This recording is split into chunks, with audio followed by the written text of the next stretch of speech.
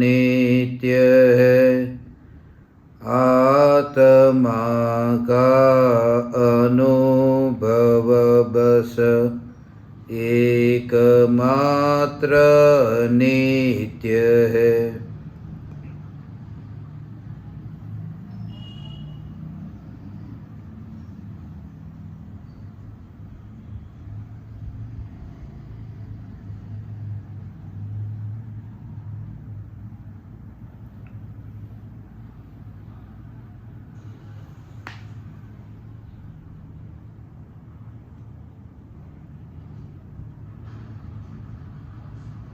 चैतन्य स्वभावी भगवान आत्मा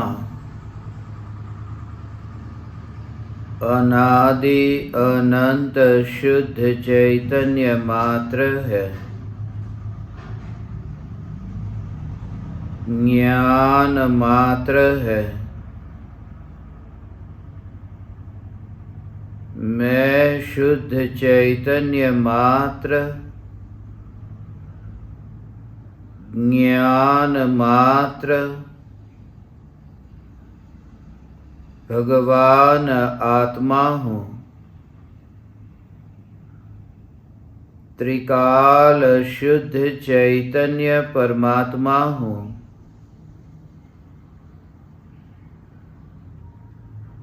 अनंत गुणाधिपति एक ज्ञायक देव हूँ। अगणित ज्ञेयों के प्रतिबिंबों से अप्रभावित ज्ञान पर्यायों में एक समय के लिए भी नहीं मिलने वाला, एक समय के लिए भी नहीं सिकुड़ने वाला त्रिकाल ध्रुव चैतन्य सत्ता मात्र भगवान आत्मा हूँ।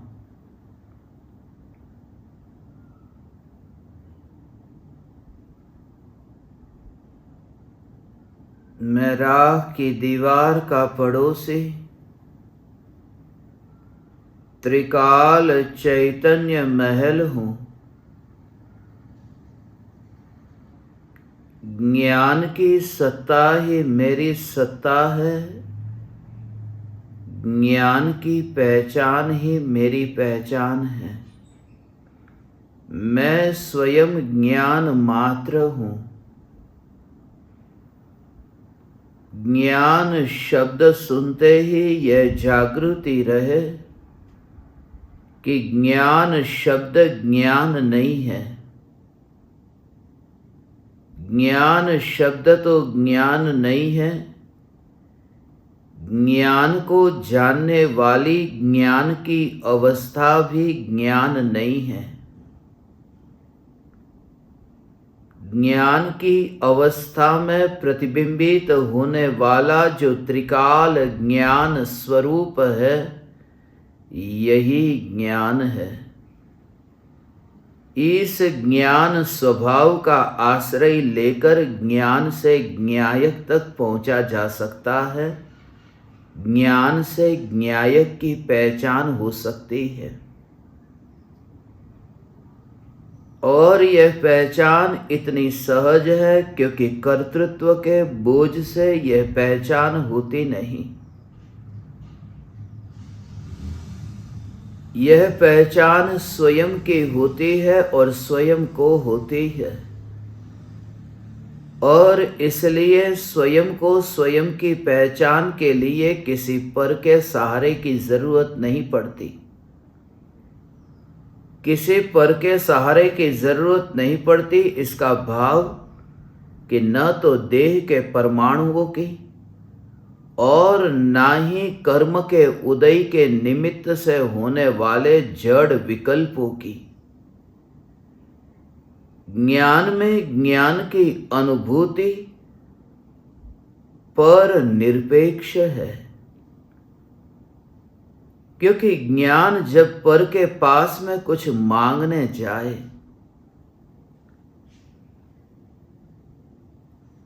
तो मांगने का विकल्प हो तो ज्ञान का स्वरूप ही पलट जाए। ज्ञान ज्ञान न रहा, फिर वह विकल्प हो गया।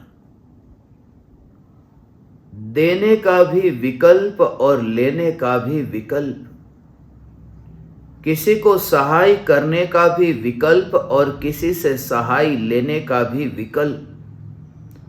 विकल्प अंततः विकल्प ही है, जड़ ही है। इसलिए किसी पर से अपेक्षा रखे बिना ज्ञान ज्ञान को जानता है और ऐसा अपूर्व आह्लाद स्वरूप आनंद तत्समय तत्क्षण प्रकट होता है, क्योंकि विकल्प का आवरण हटते ही अब जो त्रिकाल ध्रुव चैतन्य दृश्य यह दृष्टि में आता है। एक समय का मिथ्यात्व का कण दृष्टि में से हटते ही चैतन्य शिखर का दर्शन होता है। मगर स्व संवेदन प्रत्यक्ष निर्विकल्प अनुभूति के काल में ज्ञान के स्वरूप की यथार्थ पहचान हुए बिना ज्ञायक की पहचान कैसे होगी?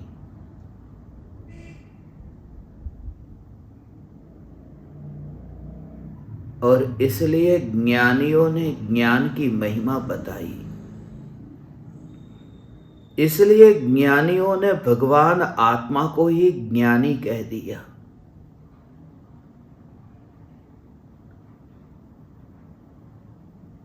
ज्ञान के अतिरिक्त मेरा कोई रूप नहीं।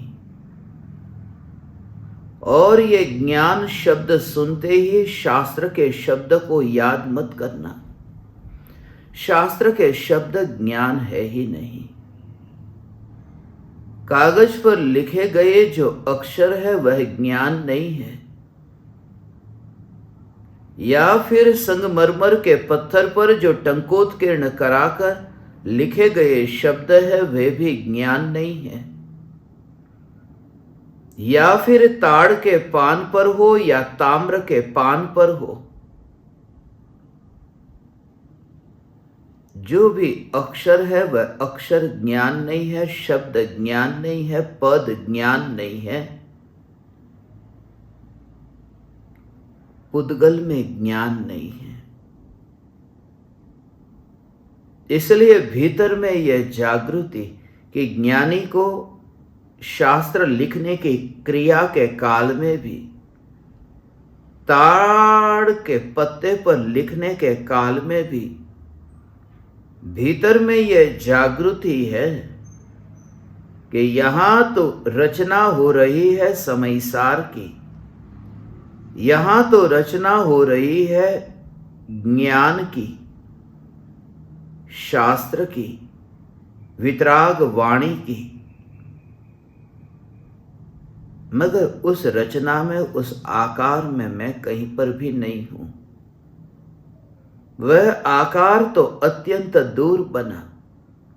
वंदितु सव्व सिद्धे, ये जो लिखा जा रहा है, ये लिखने की जो क्रिया, आचार्य कुंद कुंद देव के भीतर में जो वितराग परिणति सहित अंतर में जो सहजता, वंदितु सव्व सिद्धे, ये लिखा तो जा रहा है मगर यह ज्ञान नहीं है। उसे जो जानने वाला है वह जानने वाला यहां है, मगर आचार्य कुंद कुंद देव तो उस जानने वाले ज्ञान में भी एकत्व नहीं करते। ताड़ के पान पर लिखे गए शब्द में तो एकत्व नहीं। वह शब्द जहां ज्ञान की अवस्था में प्रतिबिंबित होता है उसमें भी रस नहीं, अत्यंत अरुचि का भाव, द्वेष का नहीं अरुचि का, निषेध नहीं गौण। ये जो ज्ञान की अवस्था में शास्त्र लिखने की क्रियाएं, ये जो जानने में आ रही है, उस समय सत्ता मात्र चैतन्य सदैव हाजिर है। यह सत्ता मात्र चैतन्य तत्व सदैव हाजिर है, यही मैं हूं इस जागृति के बल पर। भले ही कांटे के माध्यम से वह शास्त्र लिखा जा रहा हो, मगर भीतर में यह जागृति है, यह चलता फिरता ज्ञान, यह चलता फिरता ज्ञान, उस ज्ञान में भी मेरा एकत्व नहीं। यह बहता हुआ ज्ञान का प्रवाह, उसमें भी मेरा एकत्व नहीं। अपने को देखता है प्रति समय, उस ज्ञान की अवस्था के साथ में बहता हुआ नहीं देखता। वह तो अपने को ऐसा ध्रुव देखता है कि पर्याय के प्रवाह में बह न सके, पर्याय के प्रवाह में बह न जाए। और यही वजह है कि जो पानी है नदी का, वह तो सागर में जाकर के मिलता है,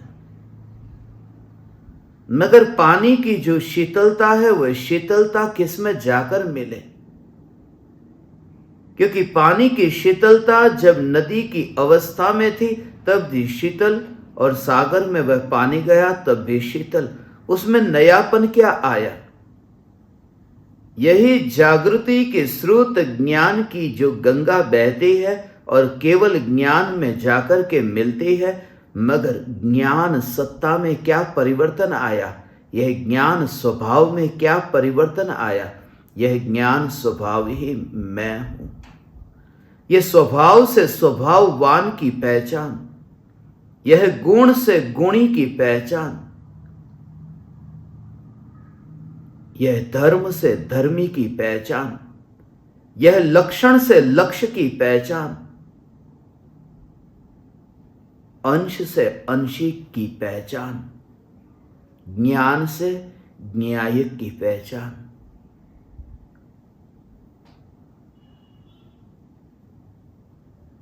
जिन मुनिराजों ने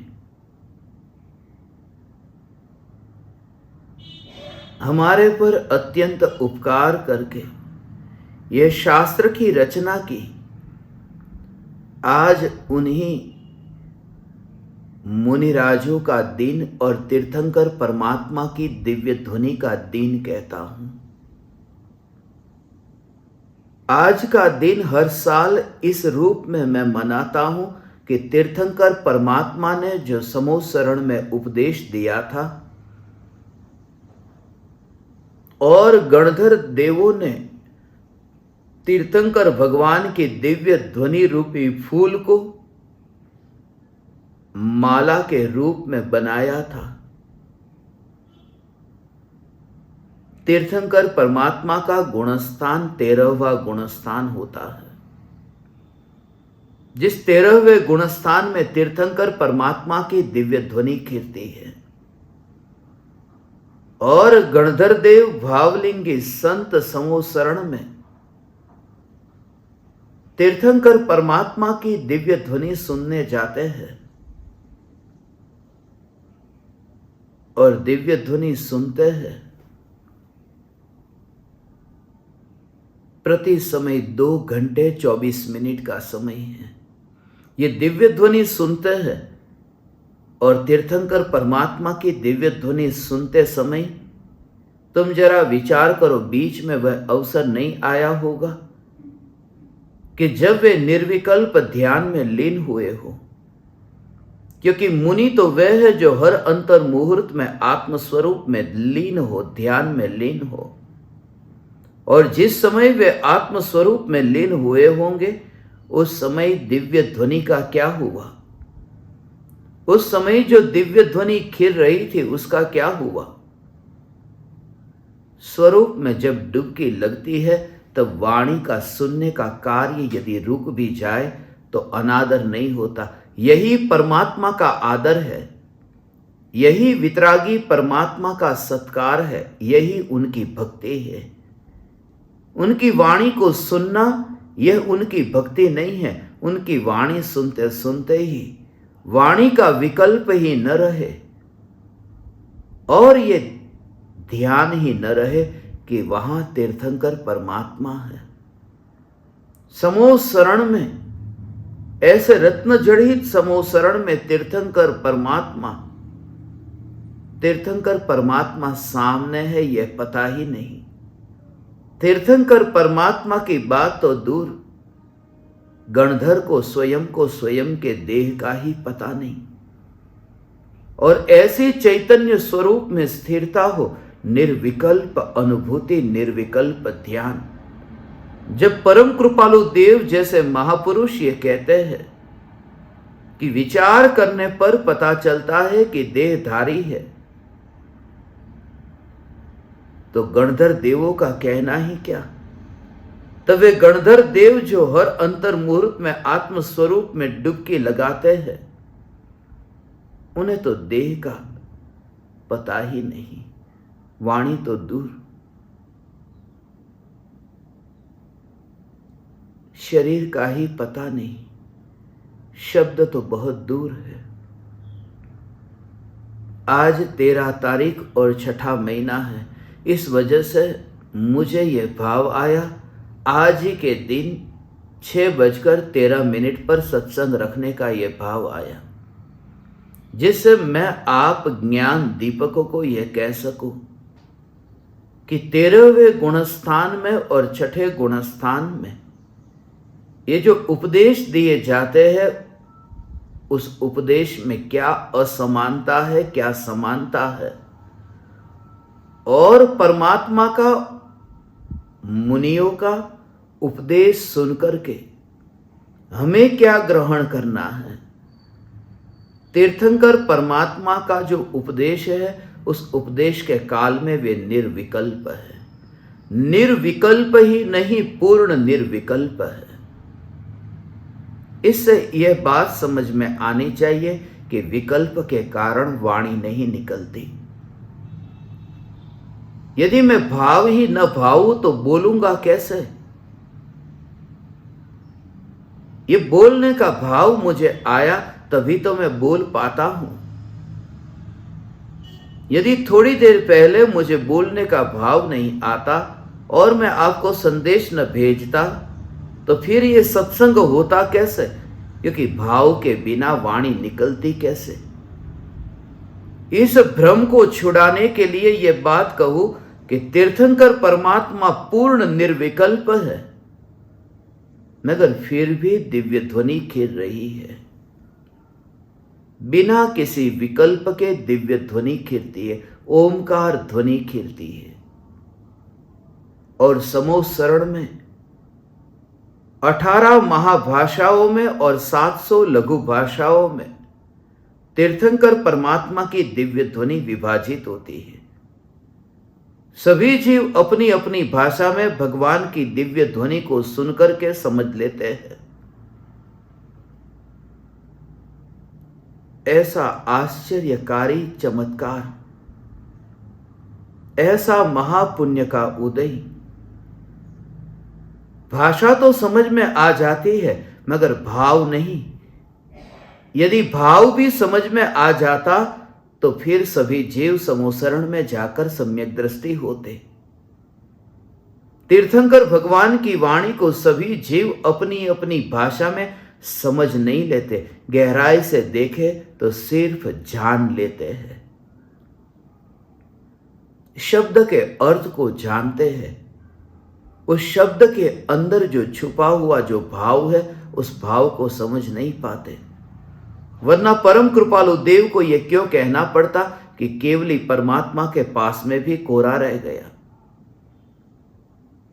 तीर्थंकर परमात्मा अभी जो वर्तमान में दिव्य ध्वनि खिलती है, पूर्ण निर्विकल्प ध्यान की अवस्था है। बोलने का विकल्प ही नहीं है। और शरीर के प्रत्येक परमाणु में से, अंग अंग से भगवान की दिव्य ध्वनि खिलती है। हम तो विकल्प से बोलना चाहते हैं तो भी यहां मुंह से ही वाणी निकलती है, और जहां बोलने तक का भी विकल्प नहीं, वहां किसी भी प्रकार का विकल्प नहीं, और शरीर के प्रत्येक अंग से परमात्मा की ओमकार ध्वनि खिलती है। वो इस बात को बताती है कि विकल्प वाणी में कहीं पर भी काम में नहीं आते। और विकल्प का वाणी के साथ में कोई संबंध नहीं। विकल्प भी जड़ है और वाणी भी जड़ है। ऐसे विकल्प और वाणी ये दोनों जब इतने स्वतंत्र है तो त्रिकाल ध्रुव चैतन्य परमात्मा जो जड़ से अत्यंत दूर, ये त्रिकाल ध्रुव चैतन्य सत्ता बोलने कहाँ जाएगी, बोलने के विकल्प में कहाँ जाएगी। यह ध्रुव चैतन्य सत्ता मैं हूं। छूटने दो शब्द, यदि छूट जाता है तो मैं तुम्हें छूट देता हूं। शब्द यदि छूट जाए तो छूट जाने दो। मैं तुम्हें पूछूंगा नहीं कि बताओ आज के चैतन्य तत्व विचार में मैंने जो तुमसे कहा, एक एक शब्द को तुम दोहराओ। तुमने क्या अपनी नोटबुक में एक एक पॉइंट लिख करके रखा है? क्या जो मैंने तुमसे कहा उसके महत्वपूर्ण अंश तुमने कंठस्थ कर लिए हैं? मैं तो तुमसे उस भाव से कहता हूं कि यह सुनने के भाव के काल में भी तुम्हारा ऐसा भेद विज्ञान हो। तुम हथियार लेकर के बैठो और यह हथियार है छैनी, प्रज्ञा छैनी। प्रज्ञा छैनी लेकर के यहां पर तुम बैठो। है ही प्रज्ञा छैनी गई कहां? सिर्फ उसे सही जगह पर रखना है। सुनते समय सुनने के भाव, सुनने का राग, सुनने की इच्छा, सुनने की तैयारी। जब तक तुम सुनते हो तब तक तुम त्रिकाली ध्रुव न्यायक का अपमान करते हो। जब तक तुम सुनते हो तब तक तुम पर में मस्त हो। इसलिए वाणी सुनो मत। ये सुनने की क्रिया हो रही है, मगर मैं सुन रहा हूं, मैं सुन रहा हूं, मैं सुन रहा हूं। सुनने में फिर कान बीच में आते हैं, देखने में आंख बीच में आती है, सूंघने में नाक बीच में आता है, चखने में जीभ बीच में आती है और छूने में चमड़ी बीच में आती है। और जो बीच में है उसी को प्रधानता देकर के हमारा पूरा दिन और रात ऐसे ही तो बीतता है। मैंने सुना, मैंने देखा, मैंने सूंघा, मैंने चखा, मैंने छुआ। यही तो विचारधारा चलती है, क्योंकि भीतर में मान्यता भी यही है कि ये देह मैं हूं, ये देह से ही ये जानना हो रहा है। इसलिए सुनना नहीं, मात्र जानना। इसलिए वाणी को सुनता हूं तब कान बीच में आता है, और जब जानता हूं तब वह कान हट जाता है। तब भीतर में ज्ञान का ही जानने रूप परिणमन हुआ है।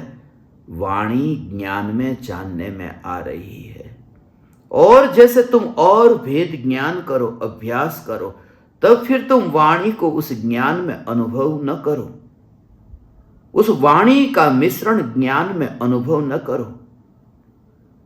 उस जड़ का मिश्रण यहां नहीं है। यह अनुभव तो शुद्ध अनुभव है। यह अनुभव तो शुद्ध ज्ञान का अनुभव है। यहां पर वाणी का मिश्रण नहीं है। यह जल तो ऐसा शुद्ध है जिसमें कोई रजकण गिरा हो और पीना हो, ऐसा नहीं है। यह कोई हड्डियों वाला पानी नहीं है जिस नदी में हड्डियां हो, अस्थि बहाए गए हो और उस नदी में जाकर के पानी पी लो। यह ज्ञान का जो रस चखना है, यह ज्ञान का जो अनुभव करना है, उसमें चमड़े को बीच में न लो। अनछने पानी को न पीने वाला चमड़े के साथ में ज्ञान का अनुभव कैसे कर सकता है? ज्ञान की यह बहती गंगा को वह कैसे अनुभव कर सकता है? भगवान, ये तुम अभ्यास करो। इसलिए तीर्थंकर परमात्मा की दिव्य ध्वनि सुनते समय, सुनते सुनते जीवों को आत्मज्ञान नहीं होता। सुनने की क्रिया से जानने पर आते हैं, और जानने से फिर भीतर ज्ञान पर आते हैं, और ज्ञान से फिर भीतर न्यायक तक पहुंचते हैं। धीरे धीरे तुम्हारी यात्रा हो, ये क्रम से तुम आगे बढ़ो, तुम धीरे धीरे धीरे धीरे अब तुम आगे बढ़ो। शब्द से हट करके, फिर सुनने की क्रिया से हट करके, देह के साथ में रह करके तुम ये जानने की क्रिया को अनुभव न करो। देह हो, मगर जैसे तुम सूक्ष्म दृष्टि से ये विचार करो, ज्ञान ज्ञान ज्ञान ज्ञान, तब ये देह की क्रिया के साथ में अनुभव न होगा, जड़ के साथ अनुभव थोड़ी होगा, वरना देहातीत दशा प्रकट कैसे होती। देहातीत द्रव्य नहीं कहा, देहातीत दशा कहा।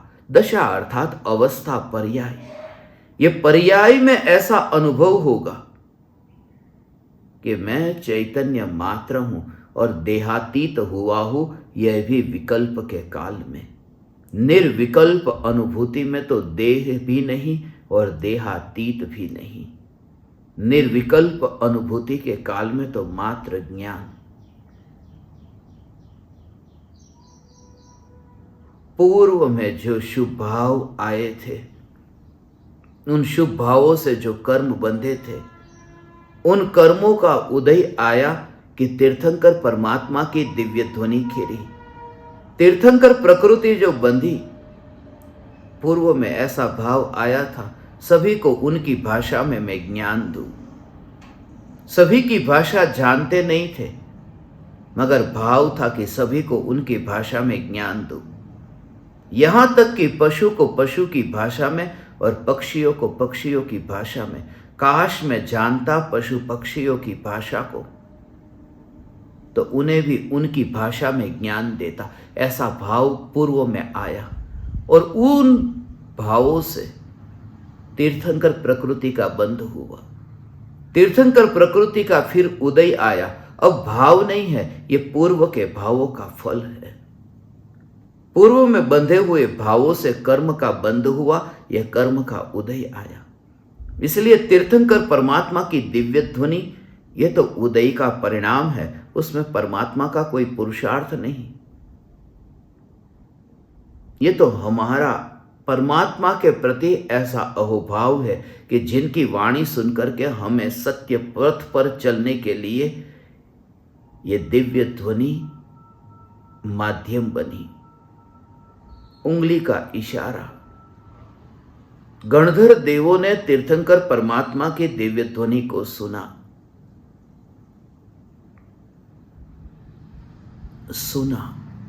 श्रुत ज्ञान कहा।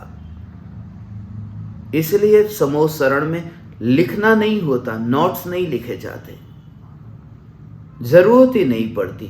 समूह शरण में गणधर देव भगवान की वाणी को सुनते हैं और शंका नहीं होती। ऐसी शंका नहीं होती कि यह सत्य होगा या असत्य, क्योंकि अनुभव प्रमाण से यह स्वीकार हो रहा है। चार ज्ञान के तो धनी हैं, मगर लोकालोक को जाना नहीं। शंका नहीं होगी, शंका नहीं होती। इसलिए शंका नहीं होती क्योंकि जो प्रयोजनभूत है उसके संबंध में जो असत्य न कहे, वो अप्रयोजनभूत विषयों में फिर असत्य निरूपण क्यों करे। जो प्रयोजनभूत है वो यही है कि मैं चैतन्य परमात्मा राख की दीवार से अलग हूं। ये प्रयोजनभूत है। अब नरक है वो 7 है या 9 है, क्या लेना देना। स्वर्ग है वो 12 है या 16, क्या लेना देना। उससे हमारे सुख दुख में क्या फर्क पड़ता है। मगर देह में अपनापन हो तो दुख होता है, और देह में अपनापन न हो तो फिर दुख नहीं होता। यह प्रयोजनभूत है। इसलिए जो ये उपदेश है कि देह स्वरूप मैं नहीं हूं, विकल्प स्वरूप मैं नहीं हूं, मैं चैतन्य मात्र हूं, यह प्रयोजनभूत है। और नरक कितने, स्वर्ग कितने, कर्म के भेद प्रभेद कितने, ये सब अप्रयोजनभूत है। अंतर में कोई आह्लाद स्वरूप आनंद में वो कर्म की प्रकृति के भेद प्रभेद वहां पर काम में नहीं आते। 148 कर्म की प्रकृतियों के भेद को कंठस्थ किया या नहीं किया, या फिर ब्रह्मचर्य के 18,000 भेदों को याद किया या नहीं किया।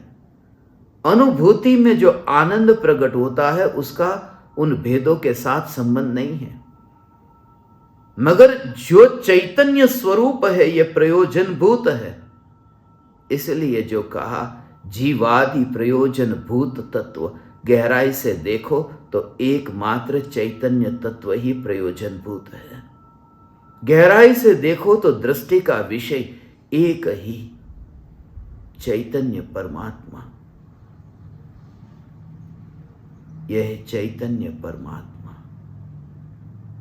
यह न्यायक देव।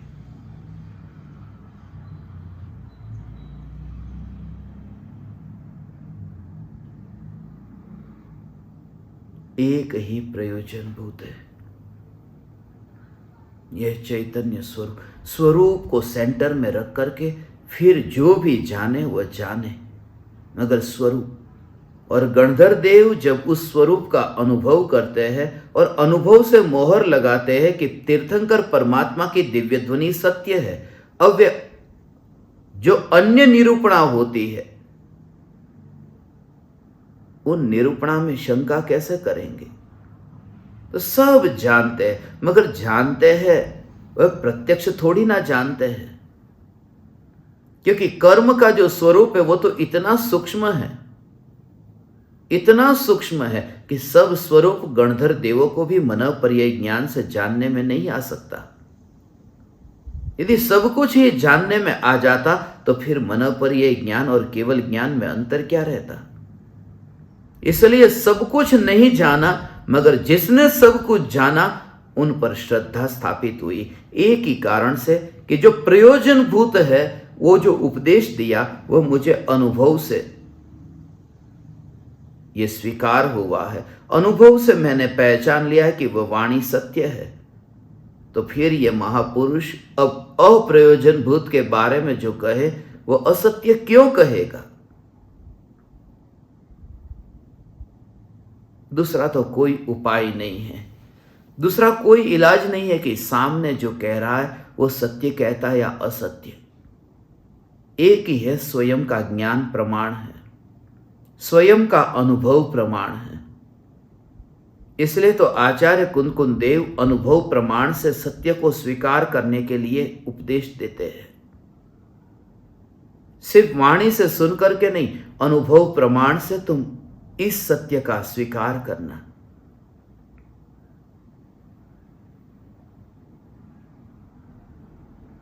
ये दो गुणस्थान, 13वां गुणस्थान और 6ठा गुणस्थान, ये दो गुणस्थान हैं जो उपदेश के गुणस्थान है।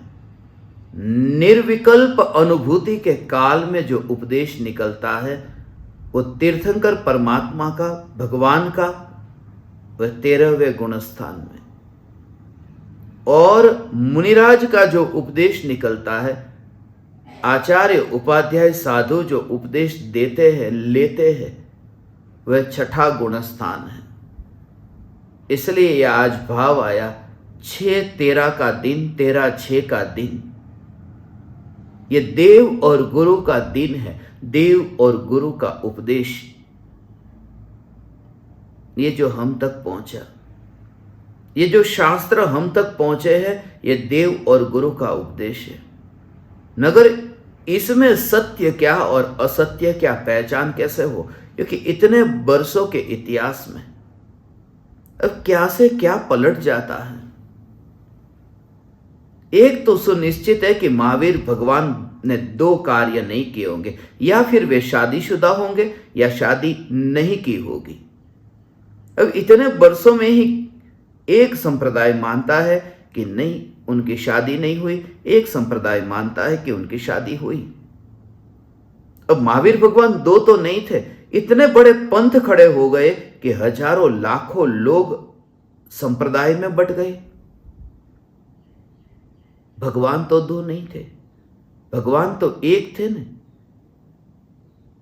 ऐसा ही है, काल के चलते ये तो एक विषय की बात कही, ऐसे एक नहीं, ऐसे तो हजारों विषय है।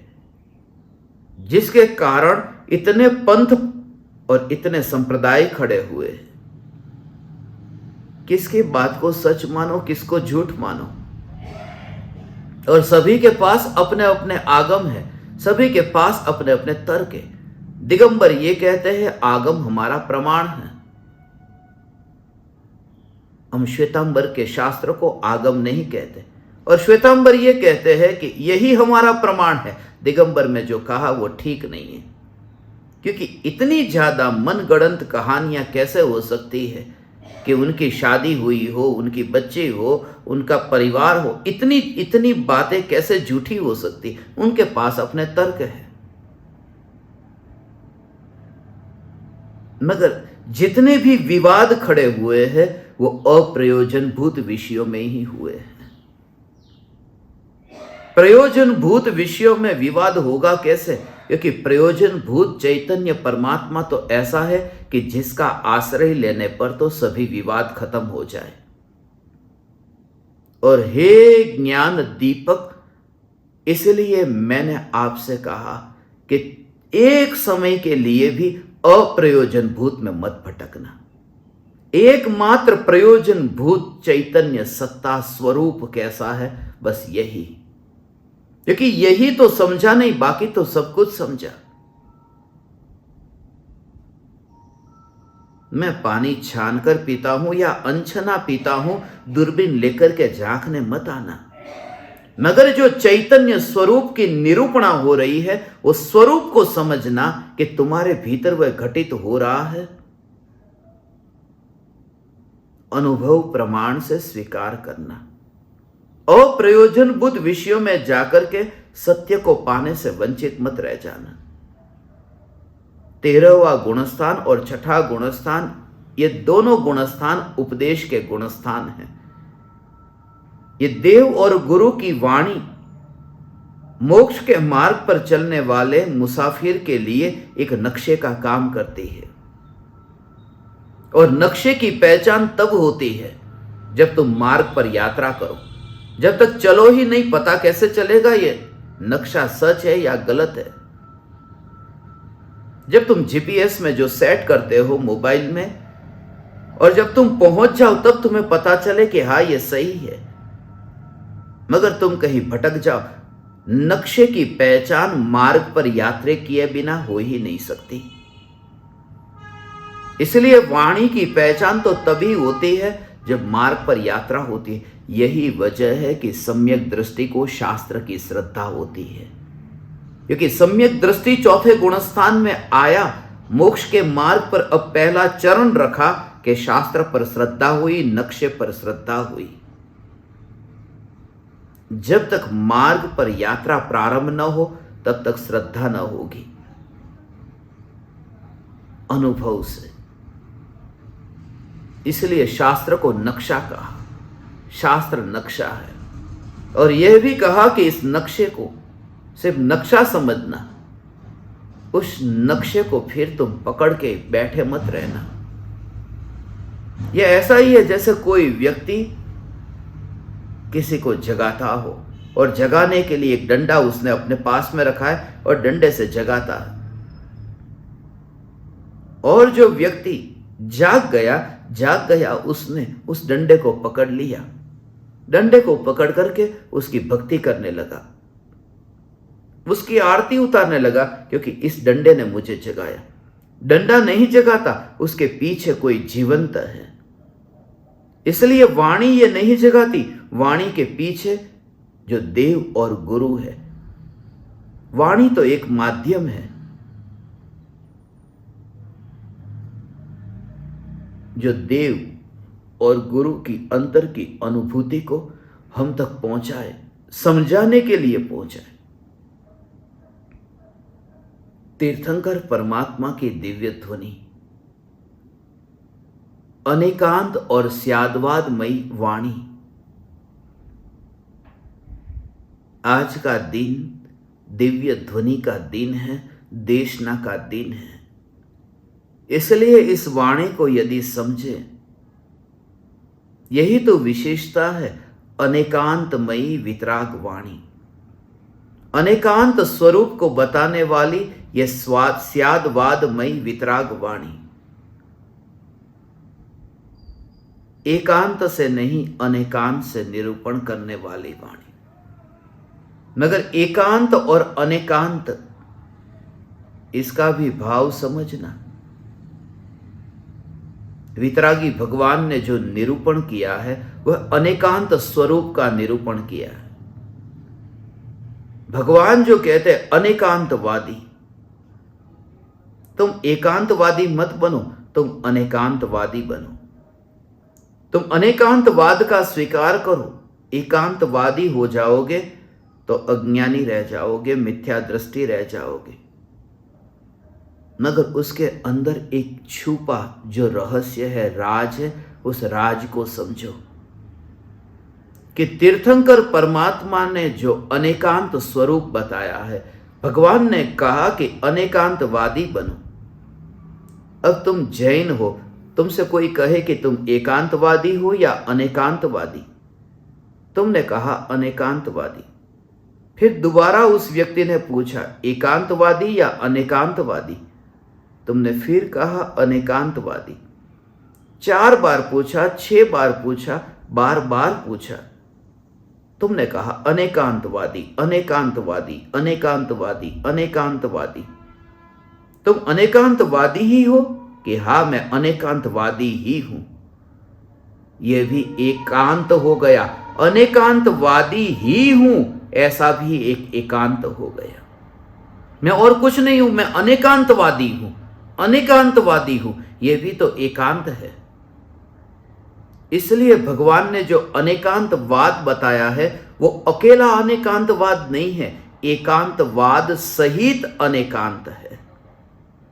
इसलिए जो अनेकांत है उस अनेकांत में अनेकांत प्लस एकांत इज इक्वल टू अनेकांत। वह जो अनेकांत है उसमें ये दोनों है, अनेकांत भी है और एकांत भी है। इसलिए सम्यक अनेकांत भी मानना और सम्यक एकांत भी मानना, यह दोनों का स्वीकार कि द्रव्य कैसा है, नित्य है या अनित्य है। वहां यह कहा कि द्रव्य नित्य भी है, अनित्य भी है। ये दोनों अपेक्षा से स्वीकार किया। मगर तुम कौन हो? तुम देह हो या चैतन्य परमात्मा हो? कि हां मैं थोड़ा तो देह भी हूं, थोड़ा चैतन्य परमात्मा भी हूं, ऐसा नहीं। जब ये कहा कि आत्मा नित्य है, आत्मा अनित्य है, यह अनेकांत स्वरूप। मगर जो अनेकांत स्वरूप है उसमें जब तक अपेक्षा नहीं लगती, वो अपेक्षा लग जाए उसके बाद में फिर वो एकांत से निरूपण होता है। क्योंकि अपेक्षा लग जाए तब उसमें नई घटित होता है और नई एकांत स्वरूप होता है। अनेकांत जो है वो प्रमाण और एकांत जो है वह नई। इसलिए जो कहा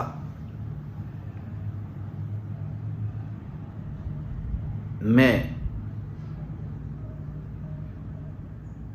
शुद्ध भी हूं, मैं अशुद्ध भी हूं, ये दोनों कथन सत्य है। ये अनेकांत स्वरूप, मैं शुद्ध भी हूं, मैं अशुद्ध भी हूं। द्रव्य दृष्टि से मैं शुद्ध हूं, पर्याय दृष्टि से मैं अशुद्ध हूं।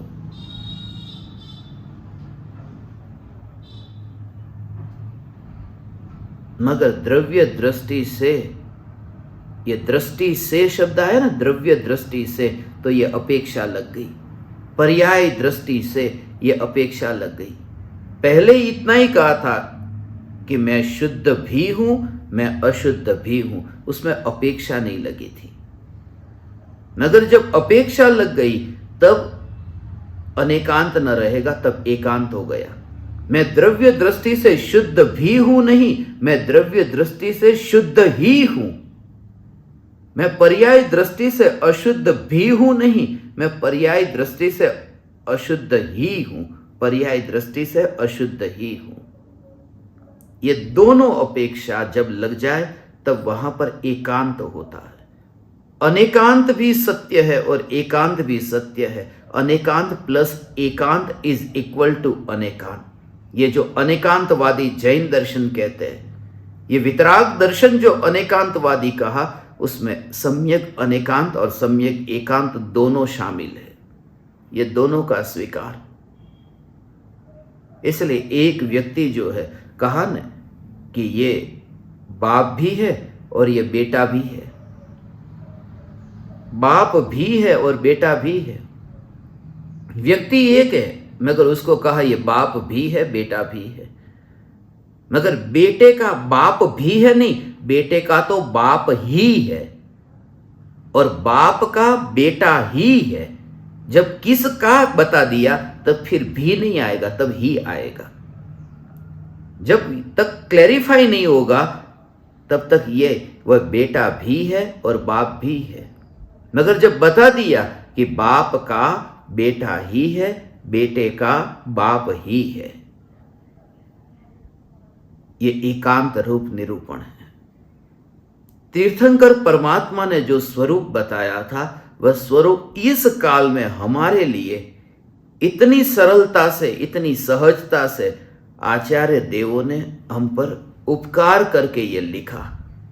छठे गुणस्थान में ये शास्त्र की रचना हुई।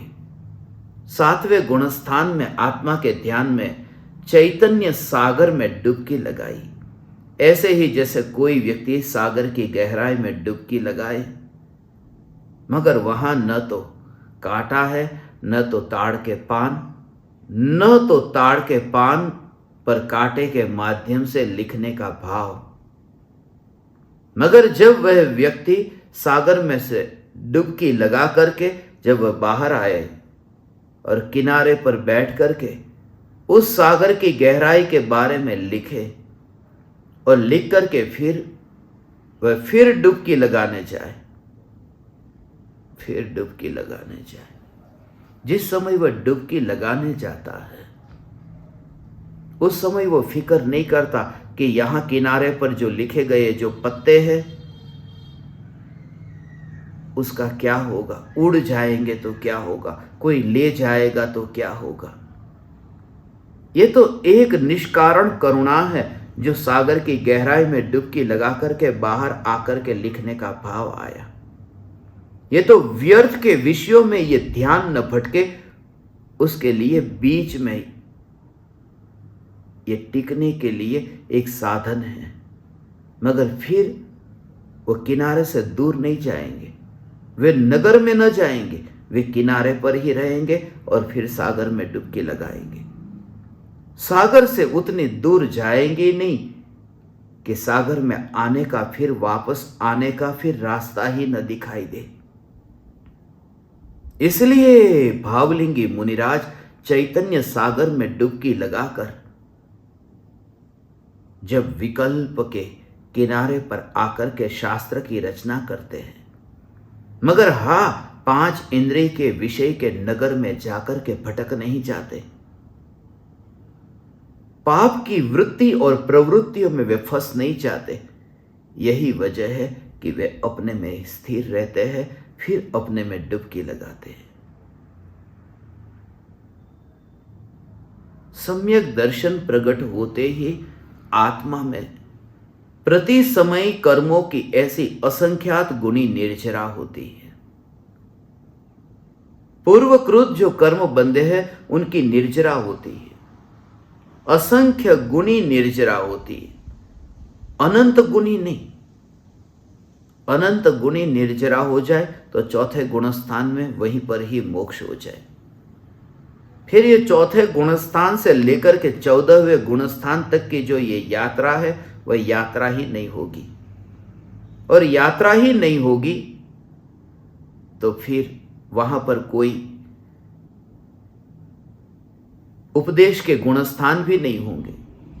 उपदेश के गुणस्थान नहीं होंगे तो जीव आत्मस्वरूप के बारे में पाएगा कैसे, सुनेगा कैसे।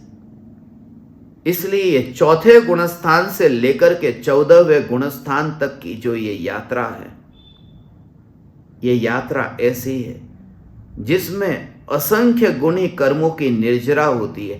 क्रम से ये यात्रा होती है, क्रम से यात्रा होती है।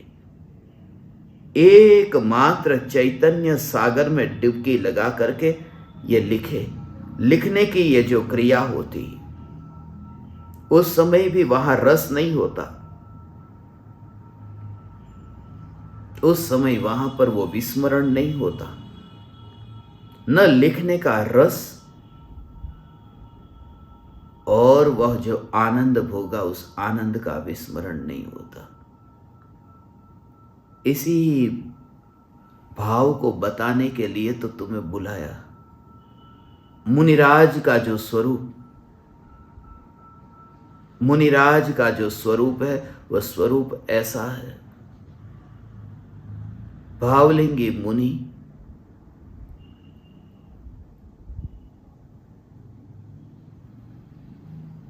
मौन होकर के भी लिखते हैं, जिससे कुछ जीव तिर जाए, भटक न जाए।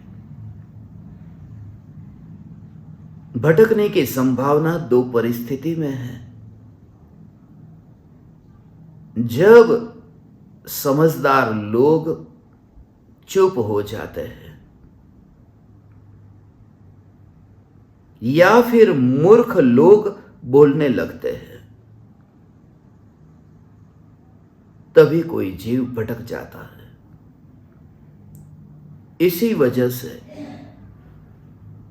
मुनिराजों ने मौन की अवस्था को पाकर के भी, उस ध्यान की अवस्था को पाकर के भी यह बोला है, और वही पुकार की। इसलिए तो तीर्थंकर परमात्मा की दिव्य ध्वनि को सुन करके वही पुकार की। ताड़ के पान पर जो शास्त्र लिखे उसे भी पान कहा। आज जो हम शास्त्र में कहते हैं ना, इतने नंबर के पन्ने पर यह लिखा है, वो पन्ना कहते हैं। पन्ने का मतलब वो पान। पहले भी उसे तो ताड़ का पान था, अब ये कागज का पान है, कागज का पन्ना है।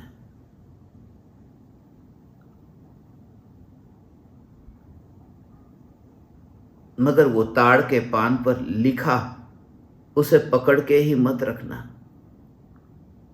थकान लग जाएगी। हाथ में नहीं, यहां दिमाग में, बुद्धि में। जैसे तुम गिलास को पकड़ करके ही रखो तो थकान लगेगी। इसलिए क्योंकि हाथ अलग है और गिलास अलग है। हाथ को पकड़ने में कभी तुम्हें थकान न लगी होगी कि यह हाथ को मुझे पकड़ना पड़ रहा है। एक छोटा सा कागज हो, उसे पकड़ने में भी थकान आएगी। थोड़ी देर में थक जाओगे कि अब मैं कितनी देर पकड़ूं। मगर हाथ को पकड़ने में नहीं, मैंने पकड़ा कहां, यह है। जहां फासला है वह एक समय आएगा कि थकान लगेगी। इसलिए ज्ञान की अवस्था में वाणी को तुम जानोगे, एक दिन तो ऐसा आएगा कि थक जाओगे कि बस बहुत जान लिया, अब ऊब पैदा होती है। तब फिर तुम ज्ञान में ज्ञान को ही अनुभव करोगे, जहां दूरी नहीं है। फिर थकान न लगेगी, वहां पर फासला भी नहीं है, दूरी भी नहीं है, इसलिए थकान न लगेगी। ज्ञानियों ने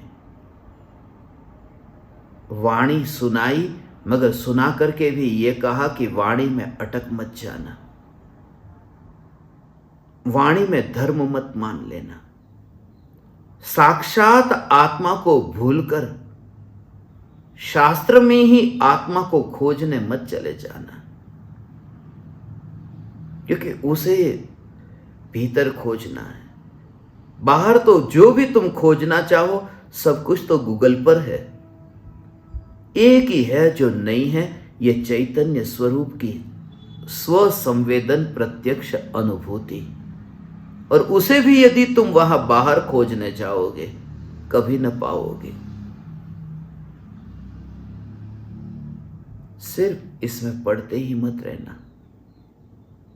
कागज की उस किताब में चांद को देखते ही मत रहना। कल पूर्णिमा का चांद निकलेगा। कल तुम खिड़की खोल करके चांद को भी देखना। कागज में तो बहुत बार देखा, ऐसे ही तुम देखना। इसलिए जब शब्दों को पढ़ते पढ़ते पढ़ते सहज ही आंख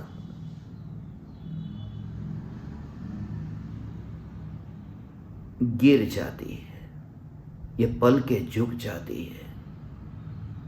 शब्दों को पढ़ करके वो अचानक नहीं होता कि अब मैं शब्दों से अलग होकर के मैं अपने में लीन हो जाऊं। वो उस समय ही तुम्हारे भीतर जो विचार चल रहा है, उस विचार का ही ये परिणाम होता है कि तुम शब्दों से अब उदासीन हो गए हो। और मैं आप ज्ञान दीपकों में से ऐसे बहुत से ज्ञान दीपकों को जानता हूं, क्योंकि मैं मिलता हूं तब आपकी स्थिति को पहचानता हूं। जिस तरह से तुम बोलते हो और तुम्हारी अनुभूति को व्यक्त करना चाहते हो, मैं समझ सकता हूं कि तुम में भी अब ऐसा कुछ घटित होना शुरू हुआ है। इसी को तुम अब लगातार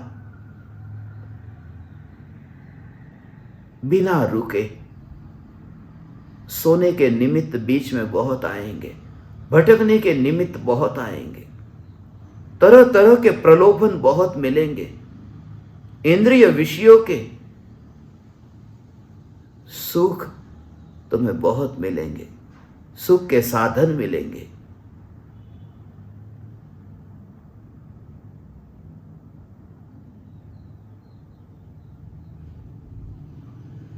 मगर अपने मार्ग से हटना मत, इसलिए कुछ भी प्रयोजन नहीं होता। मैं रोज तुम्हें चैतन्य चैतन्य चैतन्य चैतन्य की पुकार करने के लिए यहां पर आता हूं, तुम्हें बुलाता हूं। तुम्हें यह सब पता है, तुमने सब सुना है, फिर भी मैं क्यों बोलता हूं और तुम क्यों सुनते हो? एक ही कारण से कि बस एक रिमाइंडर तुम्हें मिल जाए, तुम भटक न जाओ। ये कि बहुत बहुत संभावना है। गली गली में चोर भटक रहे हैं, ये लुटेरे गली गली में है। तुम अपने वैभव को लूटने मत देना, अपने वैभव को लूटने मत देना, अपने उपयोग को व्यर्थ के विषयों में भटकने मत देना। इस धन का तो उपयोग करना है, इस धन को अपने में लगाना। अपनी ही संपत्ति, स्वयं ही मालिक, और उस धन का खर्च हो किसी पराये के लिए। अपने वैभव को पराये में खर्च मत करना। दान मत देना। अब तक ऐसा दान अनंत काल से दिया, ज्ञान पर को अर्पण करने को तैयार हुए। टेबल को जानो, कुर्सी को जानो, वैभव अपना और पर में जाकर के खर्च किया। अपना वैभव अपने में ही खर्च न किया तो क्या धन का दान नहीं देना? हाँ, जो बाहर से आया है वो बाहर जाए, ठीक है। पराया धन पराये में जाए वह ठीक है, मगर अपना धन पराये में न जाए, अपना धन अपने में रहे। और अपना धन अपने में लाने का एक ही उपाय है कि ज्ञान राग में जाए ही नहीं। ऐसा जिसका स्वभाव है, यह चैतन्य चैतन्य चैतन्य मैं हूं। श्रुत ज्ञान से ज्ञान का अनुभव। ये वाणी इतने वर्षों के बाद में भी टिकी। मुझसे कोई कहता था ये वाणी 2000 वर्षों से टिकी। क्या अभी आपने जो भावना भाई आत्मसिद्धि शास्त्र को पूरे विश्व में पहुंचाकर कि 18,500 वर्षों तक ये वाणी टिकेगी। दुनिया के कोने कोने पर यह वाणी पहुंचे, कहीं ना कहीं बच जाए, सुरक्षित रह जाए, मगर यह वाणी टिक करके रहे। अभी समय सार पूरी दुनिया में पहुंचा, ये वाणी टिक करके रहे, ये सब जगह ये वाणी पहुंचे। इस वाणी को कुछ भी नहीं होगा। एक व्यक्ति ने मुझसे कहा, भावना पाता हूं मैं भी। अमेरिका में मिला था, अमेरिका में ये कहने की आदत है, यहाँ पर भी चालू हो गई। जब भी कोई अच्छी बात बोलो ना, कहते टच वुड। टच वुड, ये वाणी हमेशा के लिए टिक करके रहे। कहीं पर भी लकड़ी हो या न हो, हाथ लगा देते टच वुड। मैं उनसे कहता हूं कि हाँ, टच वुड, ये वाणी हजारों वर्षों तक रहेगी, क्योंकि आचार्य कुंदकुन देव ने, मुनिराजों ने टच वुड करके ही तो लिखी थी। कांटे को छू करके ही तो ये वाणी लिखी है, ये शास्त्र लिखे है। टच वुड, ये शास्त्र लिखे। मगर एक बात कि कैसा भी टच वुड करके लिखो, वुड भी अनित्य और टच भी अनित्य, लकड़ी भी अनित्य और स्पर्श भी अनित्य। इसलिए तो फिर छठे काल में नहीं रहेगी न। इसलिए किसी भी जड़ शब्द पर, शास्त्र ज्ञान पर श्रद्धा नहीं। श्रद्धा तो एक ही, चैतन्य चैतन्य चैतन्य। उस श्रद्धा को व्यवहार कह दिया, इसलिए उसे असत्य कह दिया। ज्ञान की श्रद्धा, जिसको कोई छू न सके, वही अनंत काल तक टिक कर रहता है।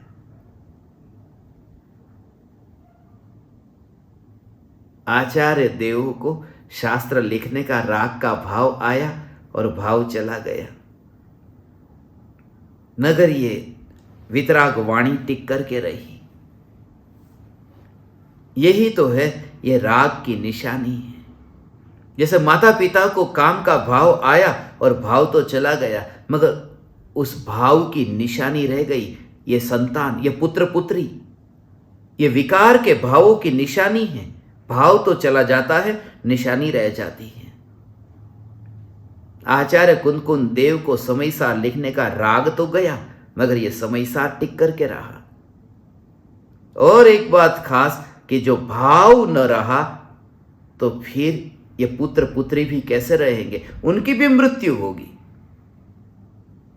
वो लिखने का भाव जब न रहा, तो लिखने की क्रिया से ये लिखा गया शास्त्र भी कैसे रहेगा? इसलिए 13वां गुणस्थान, जिसमें तीर्थंकर परमात्मा ने उपदेश दिया, छठा गुणस्थान, जिस गुणस्थान में रहकर मुनिराजों ने उपदेश दिया, ये वाणी भी टिक करके रहने वाली नहीं। इसलिए क्योंकि 13वां और छठा गुणस्थान जब टिक कर नहीं रहता, तो उस गुणस्थान में खिरने वाली वाणी कहाँ रहेगी? मैं तो गुणस्थान से पार, त्रिकाल ध्रुव न्यायक देव। मैं गुणस्थानों से पार, मैं दिव्य ध्वनि से पार, मैं शास्त्रों से पार, एकमात्र चैतन्य सत्ता स्वरूप, त्रिकाल मौन, न्यायक देव, न्यायक देव, न्यायक देव।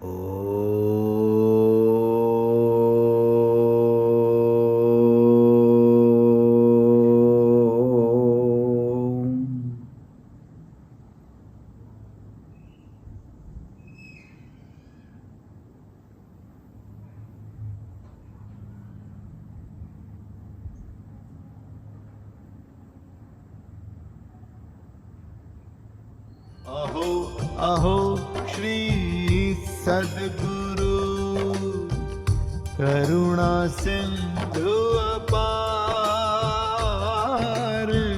इस पामर पर प्रभु किया। अहो अहो उपकार, अहो अहो उपकार। देह सहित जिनकी दशा, वरते देहातीत, उन ज्ञानी के चरण